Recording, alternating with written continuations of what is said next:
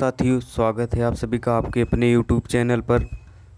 आज हम class 12th की केमिस्ट्री को देखेंगे, जिसमें हम यूनिट नंबर 2 एल्कोहल, फिनाल और ईथर के बारे में समझेंगे। इस वीडियो में हम टोटल एल्कोहल के बारे में समझेंगे। इसके नेक्स्ट वीडियो में हम फिनाल को कवर कर लेंगे, फिर इसके नेक्स्ट वीडियो में हम ईथर को कवर कर लेंगे। इस प्रकार से लगभग 3-4 वीडियो में हम इस यूनिट को कवर कर लेंगे। और मैं आप सभी को यह बताना चाहूँगा कि यह जो हमारा टॉपिक है, ये जो हमारा यूनिट है एल्कोहल, फिनाल और ईथर, यह मोस्ट इम्पॉर्टेंट टॉपिक है आपकी एग्ज़ाम के पॉइंट ऑफ व्यू से। तो आप सभी इसको ध्यान से देखिएगा और हम भी कोशिश करेंगे ये आपका एक एक टॉपिक कवर हो जाए और कुछ भी ना बचे। ठीक है, चलिए वीडियो को शुरू करते हैं और एक एक टॉपिक को ध्यान से समझते हैं। चलिए शुरू करते हैं। तो पहला टॉपिक है हमारा कि मतलब एल्कोहल जो होता है तो उसका जनरल फार्मूला क्या होता है। तो एल्कोहल का जनरल फार्मूला यानी इसी पर हम एन के स्थान पर हम 1 2 3 4 कुछ भी ले सकते हैं। ठीक है, जो हमारा बना है CnH2n+2O। ठीक है, या इसी को CnH2n+1OH। ठीक है, इस प्रकार से भी हम इसको लिख सकते हैं। ये हमारा जनरल फार्मूला है। ठीक है, अब हम आगे देखते हैं। आगे है कि जो एल्कोहल है उसको कितने मतलब किस प्रकार से वर्गीकृत किया गया है। तो एल्कोहल को सबसे पहले मोनोहाइड्रिक एल्कोहल का वर्गीकरण, तो मोनो का मतलब एक और हाइड्रिक मतलब जिसमें एक हाइड्रोक्साइड ग्रुप प्रेजेंट हो। ठीक है, तो मोनोहाइड्रिक ग्रुप उसी को कहते हैं। ठीक है, तो मोनोहाइड्रिक एल्कोहल का वर्गीकरण किस प्रकार से करते हैं, आइए चलिए देखते हैं। तो पहला है 1 डिग्री का एल्कोहल। ठीक है, तो 1 डिग्री का एल्कोहल क्या है, तो इसमें देखेंगे तो 1 डिग्री के एल्कोहल में तो जो हमारा हाइड्रोक्साइड ग्रुप प्रेजेंट होगा, OH ग्रुप प्रेजेंट होगा, उससे जो कार्बन अटैच है, ठीक है, उससे अगर एक CH3 ग्रुप अटैच होगा, ठीक है, तो 1 डिग्री का होगा। अगर 2 CH3 ग्रुप अटैच होगा तो 2 डिग्री का होगा। ठीक है, अगर 3 ग्रुप अटैच होगा तो 3 डिग्री का होगा। तो ये हमारा OH ग्रुप है, इससे जो कार्बन जुड़ा हुआ है इससे केवल एक CH3 ग्रुप ऐड है। ठीक है, तो ये 1 डिग्री का एल्कोहल होगा। इसी प्रकार से ए भी है, ये हमारा OH ग्रुप है और इससे जो कार्बन जुड़ा हुआ है उससे केवल एक CH3 ग्रुप अटैच है। इसको और इसको ध्यान में नहीं रखेंगे। ठीक है, इसका कोई मतलब नहीं, क्योंकि ये इस कार्बन से दोनों अटैच है, इस कार्बन से नहीं अटैच है। ठीक है, इसी प्रकार से इसमें भी है। आगे देखते हैं। आगे है 2 डिग्री का एल्कोहल। ठीक है, तो 2 डिग्री का एल्कोहल क्या है, तो 2 डिग्री के एल्कोहल में जो हमारा OH ग्रुप है या जिस CH ग्रुप से अटैच हुआ है उससे 2 CH3 ग्रुप ऐड हुए हैं, तो इसलिए यह 2 डिग्री का एल्कोहल है। ठीक है, इसी प्रकार से नेक्स्ट भी देखेंगे। नेक्स्ट भी में यही तरीका लगाया हुआ है कि जो हमारा OH ग्रुप है उससे ये जो हमारा कार्बन है इससे एक A और एक A 2 ग्रुप प्रेजेंट हुए, और A तो अलग है, ये उस कार्बन से प्रेजेंट नहीं है जिससे OH ग्रुप ऐड हुआ है। ठीक है, और इसका एक सिंपल नेमिंग भी है कि मतलब इसका नेमिंग किस प्रकार से करते हैं, आइए इसको देखते हैं। नेमिंग है तो OH है, OH ग्रुप प्रेजेंट है, लेकिन हम क्या करेंगे कि कार्बन की सबसे लंबी मेन चेन को, ठीक है, काउंट करेंगे। इसमें नहीं देखेंगे कि जो साइड चेन है उसी की तरफ से काउंटिंग हम करते चले जाएंगे, तो ऐसा कोई बात नहीं है। तो इधर से हम काउंटिंग करेंगे तो 1 2 3 पर हो जाएगा, तो हो जाएगा 2 पर हमारा जो है OH ग्रुप है तो हो जाएगा, और 3 कार्बन है तो प्रोप हो जाएगा, सिंगल बॉन्ड से अटैच है तो प्रोपेन 2 अल। ठीक है, इसी प्रकार से इसका नेमिंग हो जाएगा। आगे बढ़ते हैं। आगे है 3 डिग्री का एल्कोहल। तो 3 डिग्री का एल्कोहल में क्या रहेगा, तो जो OH ग्रुप है उससे जो अटैच कार्बन है उससे अगर एक CH3 ग्रुप ऐड होगा तो 1 डिग्री का, 2 होगा तो 2 डिग्री का, और 3 अटैच है इसलिए 3 डिग्री का एल्कोहल कहलाएगा। वही यहाँ पर भी दिया हुआ है। आगे अब देखते हैं कुछ ग्रुप्स के बारे में पढ़ते हैं। तो वेनिल ग्रुप हमने हेलो एल्केन और हेलो एरीन वाले टॉपिक में भी बताया कि वेनिल ग्रुप क्या है, एलिल ग्रुप क्या है। ठीक है, तो इसमें भी हम बताते हैं क्योंकि आया है तो बताना पड़ेगा। देखिए, जो वेनिल ग्रुप होता है, अगर CH2 डबल बॉन्ड CH मतलब इस प्रकार का कोई ग्रुप आपको नज़र में आता है तो उसे आप वेनिल ग्रुप मानेंगे। ठीक है, तो इससे देखिए एक हमारा वेनिल ग्रुप हो गया, इससे OH ग्रुप हो तो वेनिल एल्कोहल, इसका इस प्रकार से नेमिंग किया जाता है। अब एलिल एल्कोहल क्या होता है, तो एलिल ग्रुप पहले देखते हैं, ठीक है। तो ये जो हमारा ये जो हमारा कंपाउंड है, ठीक है, यही हमारा एलिल ग्रुप है। अब इससे देखिए हमने ग्रुप को अटैच कर दिया है, यहाँ पर देखिए कि CH2 डबल बॉन्ड CH3, ठीक है। अब इससे देखिए CH2, ठीक है। तो अब इससे हमने एक CH3 जोड़ दिया, एक OH ग्रुप जोड़ दिया, ठीक है। लेकिन हम क्या करेंगे, काउंटिंग मेन चेन से करेंगे, और डबल बॉन्ड का और ज़्यादा होता है अपेक्षा में जो साइड चेन होते हैं उससे, ठीक है। तो 1 2 3 से काउंटिंग करेंगे, 4 कार्बन तक जाएगा तो ब्यूट 1 इन, 1 पर डबल बॉन्ड है तो 1 इन हो जाएगा, और 3 पर जो है वो OH ग्रुप प्रेजेंट है तो 3 पर ऑल हो जाएगा, ठीक है। इसी प्रकार से इसका भी नेमिंग किया हुआ है, आप उसको देख लीजिएगा। आगे बढ़ते हैं, आगे है हमारा कि preparation method of alcohol, alcohol को बनाने की कितनी विधियां हैं, ठीक है, इसको देखते हैं। तो पहला है हेलोइल्केन के जल अपघटन द्वारा हम एल्कोहल को बनाएंगे। आइए देखते हैं कि रिएक्शन के माध्यम से समझते हैं कि हेलोइल्केन के माध्यम से किस प्रकार से हेलोइल्केन का हम जब जल अपघटन करेंगे तो एल्कोहल कैसे प्राप्त होगा। तो ये हमारा हेलोइल्केन हो गया, या एल्किल हाइड्राइड इसको कहते हैं, ठीक है। और ये जो हमारा एक KOH है, पोटेशियम हाइड्रोक्साइड या NaOH, सोडियम हाइड्रोक्साइड या AgOH यानी सिल्वर हाइड्रोक्साइड, तो इनमें से किसी का भी हम जलीय सॉल्यूशन ले लेते हैं, ठीक है। रिएक्शन आगे करा देंगे तो OH ग्रुप है आकर यहाँ पर हो जाएगा, और ये हाइड्रोजन ग्रुप यहाँ पर आकर हो जाएगा तो ROH हो जाएगा, और ये तीनों का OH हट जाएगा यहाँ पर। इस प्रकार से आप समझ गए होंगे, ठीक है, हो जाएगा। आगे बढ़ते हैं, आगे इसको थोड़ा हम रिएक्शन के माध्यम से समझते हैं। रिएक्शन के माध्यम से देखिए तो C2H5Cl है और एक्वस यानी जलीय KOH है, ठीक है। तो इसकी आगे हम क्रिया करा दिए तो C2H5OH बन गया प्लस KCl बन गया। इस प्रकार से ये भी एक क्रिया है, ये भी एक क्रिया है, ठीक है। इसमें कोई चेंजिंग नहीं हुआ है, ठीक है। आगे बढ़ते हैं, आगे देखते हैं। आगे हमारा by reduction of aldehyde ketone carboxylic acid, ठीक है, और ester acid, chloride acid, amide, इन सब के द्वारा किस प्रकार से हम करा सकते हैं तो देखेंगे। इसके लिए पहले हम देखते हैं एल्डिहाइड द्वारा किस प्रकार से हम एल्कोहल को प्राप्त करते हैं। तो एल्डिहाइड द्वारा दिया हुआ एल्डिहाइड का अपचयन निम्नलिखित अपचायक की उपस्थिति में कराने पर एल्कोहल बनता है। तो किस अपचायक की उपस्थिति में कराएंगे तो हमारा एल्कोहल प्राप्त होगा, रिएक्शन के माध्यम से देखते हैं। तो हमारा CH3C डबल बॉन्ड OH, ठीक है, ये हमारा है। अब इसकी क्रिया हम देखिए, हम ये अपचायक है, चाहे हाइड्रोजन ले लें या निकल ले लें या LiAlH4 या एक कंपाउंड ले लें, तो ये दोनों अपचायक का कार्य करते हैं, ठीक है। तो जब इसकी क्रिया हम आगे करवा देंगे सीधे CH3CH2OH ये हमारा ग्रुप बन जाएगा, ठीक है। क्योंकि जो हाइड्रोजन है, एक हाइड्रोजन इसके पास चला जाएगा, एक हाइड्रोजन इसके पास चला जाएगा, ठीक है। तो एक हाइड्रोजन पहले इसके पास था तो CH3 CH2 और O होगा। जब ये बॉन्ड हमारा ब्रेक होगा तो एक H इसके पहले पास है तो एक H और आ जाएगा तो CH2 हो जाएगा, और ये हो जाएगा OH, ठीक है। आगे देखते हैं, आगे जस्ट रिएक्शन, इसमें भी वही रिएक्शन दिया हुआ है, इसमें भी वही रिएक्शन दिया हुआ है। आप अपचायक भी चेंज कर सकते हैं, देखिए अब अलग अलग अपचायक भी दिया हुआ है। जिंक या एल्कोहल है, ये भी अपचायक का कार्य करता है। तो जो हमारा compound CH3CH2C double bond H, ठीक है, तो इसका अगर हम क्रिया कराएंगे तो CH3 मतलब एक बॉन्ड ब्रेक होगा, एक हाइड्रोजन इसके पास, एक हाइड्रोजन इसके पास, ठीक है। तो सीधा सीधा हमारा एल्कोहल बन जाएगा, ठीक है। आगे देखते हैं कि हम कीटोन से किस प्रकार से एल्कोहल को बना सकते हैं, ये देखते हैं। तो कीटोन से भी हम बना सकते हैं। तो सबसे पहले हमने कीटोन ले लिया है, ठीक है, ये कीटोन हो गया। अब इसका हम मतलब आप जानते हैं ये सब अपचायक का कार्य करेंगे, तो सीधा सीधा जब इसके हम रिएक्शन आपको आगे बढ़ा देंगे तो यहाँ पर बेसिकली सीधा सीधा बॉन्ड ब्रेक हो जाएगा, और एक H इसके पास, एक H इसके पास, सीधा सीधा हमारा ये एल्कोहल बन जाएगा, ठीक है। अगर इसका नेमिंग करना चाहेंगे तो हो जाएगा प्रोपेन टू अल, ठीक है। इस प्रकार से हम इसका नेमिंग करते हैं। आगे देखते हैं, तीसरा हमारा कि कार्बोक्सिलिक एसिड द्वारा हम किस प्रकार से बना सकते हैं एल्कोहल को।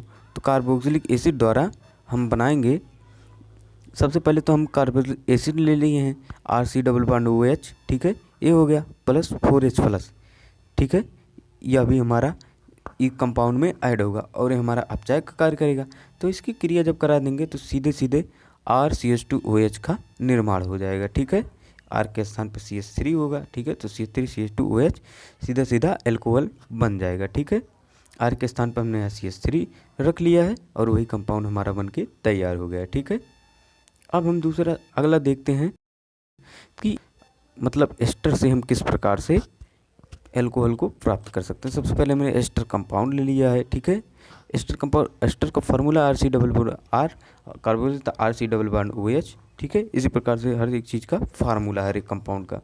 तो इसकी क्रिया H2Li की प्रेजेंस में, अपचायक के प्रेजेंस में कराएंगे तो सीधा सीधा हमारा RCH2OH प्लस ROH। ठीक है, तो ये जो हमारा है एक एल्कोहल बना है और ये भी हमारा एल्कोहल ही है। ठीक है, और वही अब क्रिया हमने R के स्थान पर CH3 रख दिया, वही जस्ट हो गया। ठीक है, आगे अगला देखते हैं कि हम आगे ग्रिग्नार्ड रिएजेंट द्वारा, ये मोस्ट इम्पॉर्टेंट रिएक्शन है।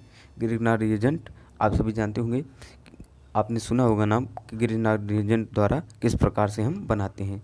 तो आइए पढ़ते हैं, समझते हैं क्या कहता है। तो जब ग्रिग्नार्ड अपकर्मक की क्रिया एल्डिहाइड व कीटोन से कराते हैं, ठीक है, तो ग्रिग्नार्ड रिएजेंट RMgX होता है। ठीक है, RMgX, इसी को हम ग्रिग्नार्ड करते हैं। RCH3 हो सकता है, C2H5 हो सकता है, इसी से बढ़ता जाएगा और एक हमारा हेलोजन हो सकता है। ठीक है, तो जब ग्रिग्नार्ड अपकर्मक की क्रिया एल्डिहाइड व कीटोन से कराते हैं तो एल्कोहल प्राप्त होता है। ठीक है, चाहे एल्डिहाइड से करा देंगे या कीटोन से करा देंगे तो एल्कोहल प्राप्त होता है। ठीक है, यदि फॉर्मल्डिहाइड से क्रिया कराते हैं तो 1 डिग्री का एल्कोहल, यदि एसिटल्डिहाइड से कराते हैं तो 2 डिग्री का एल्कोहल, और एसीटोन से करा देंगे तो हमारा 3 डिग्री का एल्कोहल प्राप्त होगा। आइए इसको रिएक्शन के माध्यम से देखते हैं। तो क्या कहा था रिएक्शन में, ये जो हमारा है ये हमारा फॉर्मल्डिहाइड है। ठीक है, इसकी क्रिया एक ग्रिग्नार्ड रिएजेंट से हमने करा दिया। ठीक है, तो क्या होगा, यहाँ पर देखिए क्या कह रहा है। तो जब हमारा बॉन्ड ब्रेक होगा तो सबसे पहले आप देखिए यहाँ पर, सबसे पहले तो एक बॉन्ड यहाँ से ब्रेक होगा और एक यहाँ से ब्रेक होगा। ठीक है, तो आगे कुछ इस प्रकार का कंपाउंड बन जाएगा। ठीक है, C डबल बॉन्ड ऐसे रहेगा, ए माइनस आ जाएगा, इस पर प्लस आ जाएगा MgX पर। ठीक है, अब आगे जब हम रिएक्शन को आगे बढ़ाएंगे, ठीक है, तो क्या होगा, ये जो हमारा ए है इससे मतलब इससे क्या होगा, ये जो H2O और H हमारे प्रेजेंस हैं, इन्हीं की उपस्थिति में जब रिएक्शन हो जाएगा तो सीधा सीधा एल्कोहल बन जाएगा और Mg के साथ X पहले से ऐड था तो OH भी आकर ऐड हो जाएगा। ठीक है, आगे बढ़ते हैं, आगे देखते हैं फॉर्मल्डिहाइड के द्वारा रिएक्शन। तो ये हमारा फॉर्मल्डिहाइड है और हमारा ग्रिग्नार्ड रिएजेंट है। ठीक है, ठीक है, तो आगे जब इसका रिएक्शन कराएंगे तो जस्ट वही सेम ऊपर वाला है जो यानी X के स्थान पर Cl रख दिए हैं। ठीक है, और R के स्थान पे CH3 रख दिए हैं, बाकी वही देखिए यहाँ पर Cl बन गया है, सेम वही कंपाउंड। ठीक है, आगे देखते हैं, फॉर्मल्डिहाइड के साथ हमने बताया था 1 डिग्री का एल्कोहल बनेगा। अब हम एसिटल्डिहाइड को ले लिए हैं, तो एसिटल्डिहाइड का जब रिएक्शन कराएंगे तो ये हमारा हो गया, ये हमारा एसिटल्डिहाइड हो गया और हमारा ग्रिग्नार्ड रिएजेंट हो गया। तो आगे रिएक्शन जब कराएंगे तो 2 CH3 इस प्रकार से रहेंगे, OMgCl बचेगा।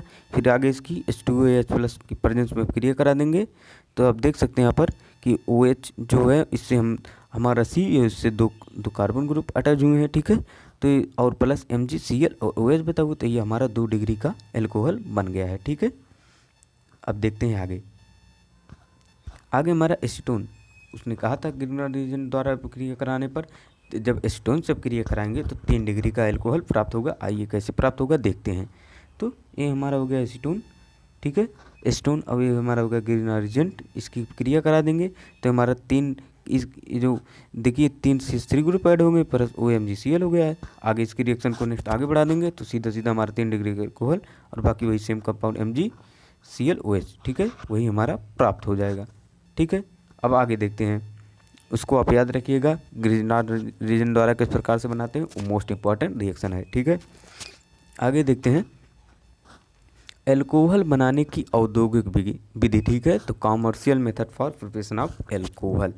ठीक है, तो औद्योगिक विधि द्वारा किस प्रकार से बनाते हैं इसको आइए हम देखते हैं। तो पहला एल्कीन पर जल का प्रत्यक्ष योग द्वारा, ठीक है।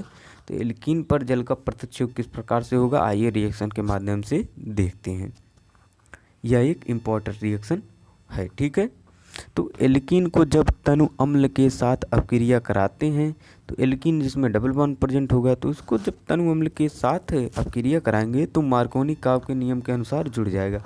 तो मार्कोनी काव का नियम हमने इसलिए कहा है कि आप पिछले लेक्चर अवश्य देखिए, क्योंकि उसमें मार्कोनी काव और एंटी मार्कोनी काव दो रूल हमने बताया था। तो मार्कोनी काव का नियम क्या कहता है कि जो ग्रुप होगा हमारा वो उसी मतलब जो हाइड्रोजन होगा उसी ग्रुप के पास अटैच होगा जहाँ पर हाइड्रोजन की कमी होगी, ठीक है, ठीक है। तो इसमें देखते हैं, तो जो हमारा एल्कीन हो गया और इसका हम मतलब करा रहे हैं इसकी जल से क्रिया, ठीक है। तो ये हमारा हो गया तनु अम्ल, ठीक है। तनु अम्ल जो H2 सल्फ्यूरिक एसिड है, तो इसकी जब आप क्रिया कराएंगे तो जो हमारा बॉन्ड ब्रेक होगा, ठीक है, तो क्या होगा, एक इसके पास चला जाएगा, एक इसके पास चला जाएगा, तो CH3CH2 और एक ये हाइड्रोजन जाकर यहाँ पर ऐड हो जाएगा, तो CH3CH2OH सीधा सीधा एल्कोहल प्राप्त हो जाएगा, ठीक है। ये हमारा आगे भी दिया हुआ है कि ये हमारा एल्कीन हो गया, जल हो गया, और जो है हमारा तनु अम्ल का रिएक्शन है और सीधा सीधा हमारा रिएक्शन हो गया, ठीक है। उम्मीद करता हूँ समझ गए होंगे आप सभी। अब देखते हैं आगे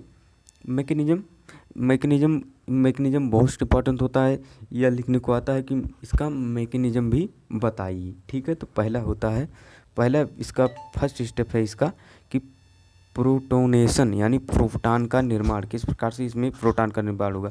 तो सल्फ्यूरिक एसिड जब हम ब्रेक करेंगे तो H+ HSO4-, तो प्रोटॉन क्या होता है, इलेक्ट्रॉन जिसमें इलेक्ट्रॉन की अधिकता होती है, प्रोटॉन जिसमें प्रोटॉन की अधिकता होती है, ठीक है, और जिसमें पॉजिटिव चार्ज अधिक होता है। H+ यही हमारा प्रोटॉन है, ठीक है।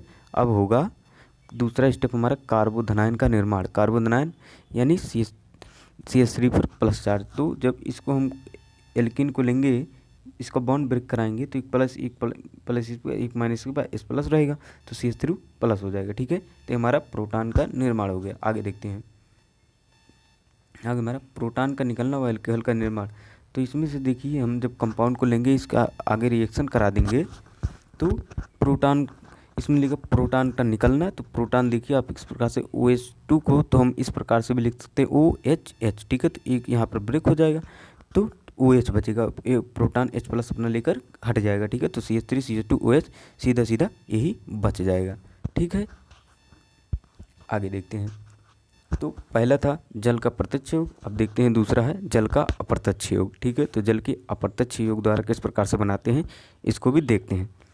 तो यह क्या कहता है कि एल्कीन की क्रिया जब शांत सल्फ्यूरिक अम्ल से कराते हैं तो एल्किल हाइड्रोजन सल्फेट बनता है, तो इससे जल के साथ उबालने पर एल्कोहल प्राप्त होता है, ठीक है। यानी सल्फ्यूरिक अम्ल का प्रेजेंट होगा, एल्किल हाइड्रोजन सल्फेट बनेगा और जल के साथ उबालने पर एल्कोहल की प्राप्ति हो जाएगी। रिएक्शन को देखते हैं, एल्कीन हो गया हमारा, शांत सल्फ्यूरिक एसिड हो गया, रिएक्शन करा दिए।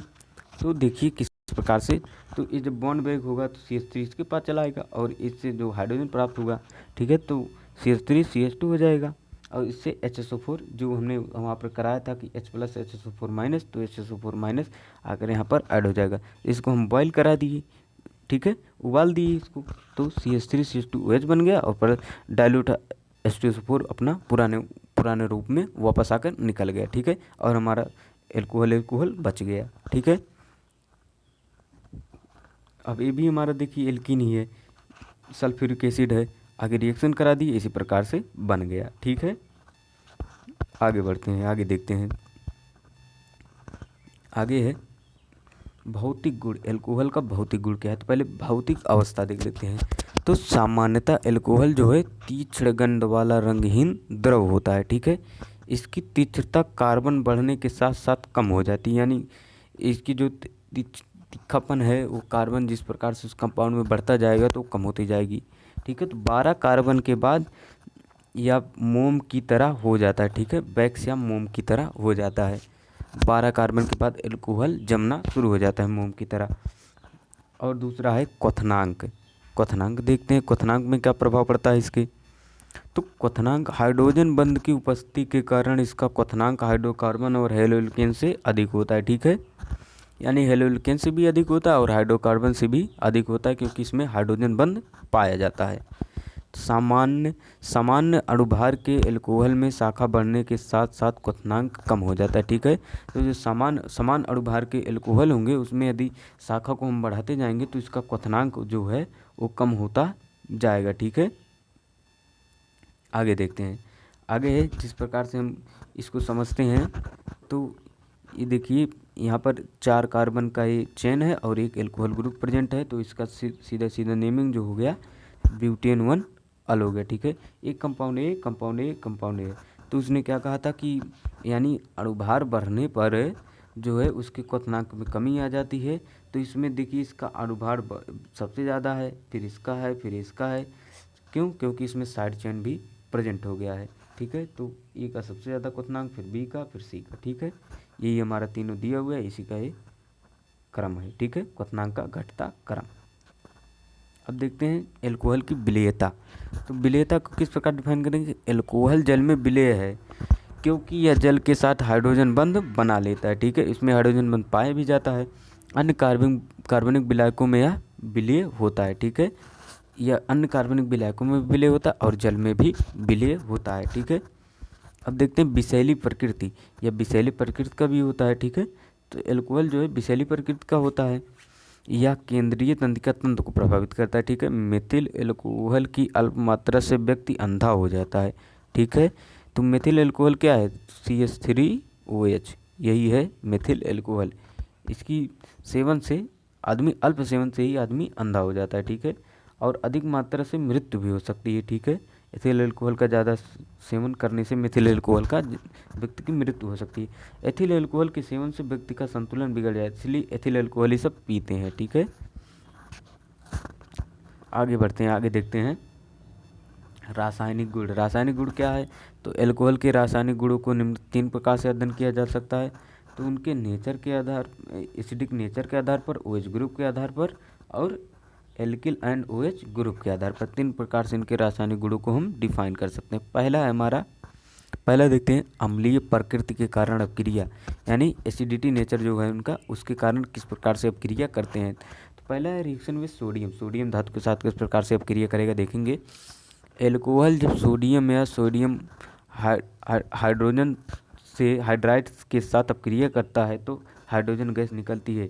हमारा एल्कोहल का 2 मोल हो गया और सोडियम का 2 मोल हो गया, तो 2RONA बचेगा, ठीक है। और H2 गैस बाहर आ जाएगा, ठीक है। R के स्थान पर हमने CH3 ग्रुप को ऐड कर लिया, बाकी सब वही है, ठीक है। हाइड्रोजन गैस को यह विस्थापित करेगा, ठीक है। अगला है reaction with NaH, sodium hydride, ठीक है।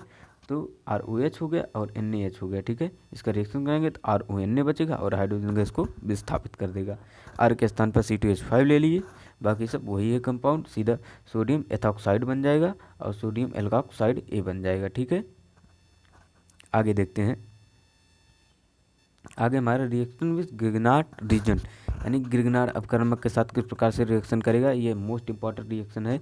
तो RMgX या इसका ग्रिग्नार्ड रीजन होता है, ठीक है। तो जब एल्कोहल की क्रिया ग्रिग्नार्ड अपकर्मक से कराते हैं तो एल्केन बनता है, ठीक है। देखते हैं रिएक्शन के माध्यम से समझते हैं।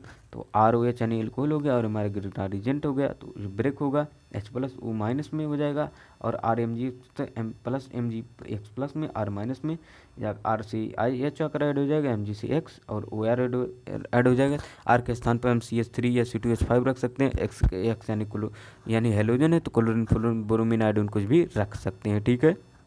वही यहाँ पर दिया हुआ है, आप देखिए ये हमारा C3H7OH है और ये हमारा ग्रिग्नार्ड रीजेंट है, ठीक है, RMgCl, ठीक है।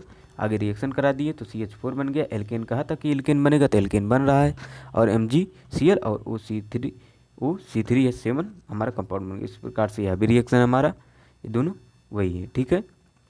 अब हमारा देखेंगे एस्टरीकरण रिएक्शन, यानी कार्बोक्सिलिक अम्ल से अपक्रिया एस्टरीकरण अपक्रिया कहलाती है। यह इंपॉर्टेंट रिएक्शन है। एस्टरीकरण अपक्रिया क्या है इसको समझते हैं, ये देखते हैं। तो जब कार्बोक्सिलिक अम्ल और एल्कोहल जब आपस में क्रिया करते हैं तो एस्टर का निर्माण करते हैं, यानी जब कार्बोक्सिलिक एसिड और एल्कोहल आपस में क्रिया करेंगे तो एस्टर का निर्माण करेंगे, और इस अपक्रिया में एल्कोहल का हाइड्रोजन और एसिड का OH का प्रयोग होता है, ठीक है। तो इसमें H और OH का प्रयोग होता है। उसने कहा था कि, और दूसरा नेचर क्या था उसका, कि reaction due to OH group, ठीक है, HNOH ग्रुप। तो देखिए हमारा कार्बोक्सिलिक एसिड हो गया और हमारा एल्कोहल हो गया, तो इसका OH निकाल देंगे, इसका H निकाल देंगे, ठीक है, चाहे इसका भी OH निकाल दें, इसका H निकाल दें, बात वही रहेगा। तो क्या हो जाएगा RCO, और इसका क्या हो जाएगा OR, ठीक है। तो वही RCRR एस्टर, इस एस्टर का फार्मूला होता है, और H2 हमारा बाहर निकल आएगा।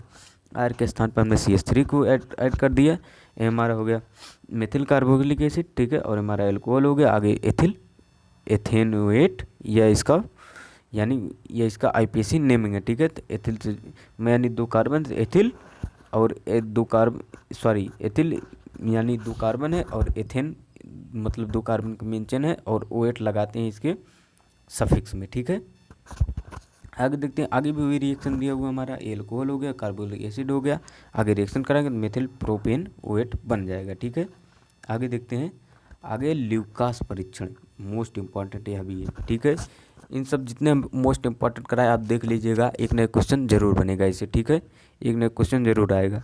तो ल्यूकास परीक्षण क्या है, आइए देखते हैं। तो दिए हुए पारदर्शी द्रव एल्कोहल में ल्यूकास अपकर्मक कंसंट्रेट HCl जो होता है, और निर्जल जिंक क्लोराइड 1:1 में जो होता है वही ल्यूकास अपकर्मक होता है, यानी कंसंट्रेट HCl और निर्जल जिंक क्लोराइड इनका अनुपात 1:1 होगा, ठीक है।